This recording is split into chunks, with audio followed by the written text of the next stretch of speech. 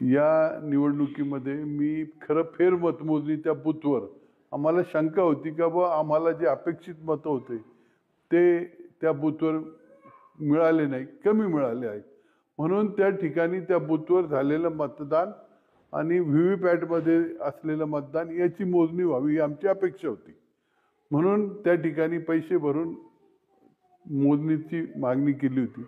तथापि निवडणूक आयोगाच्या प्रोसिजरप्रमाणे आता त्यावेळेस आम्हाला सांगितलं का आता तुम्हाला हे मशीन आणि व्हीव्हीपॅटचा प्रश्न नाही, व्हीव्हीपॅटचा जो आहे चिठ्ठ्या निघालेल्या आहेत त्या टाकून दिल्या जाणार.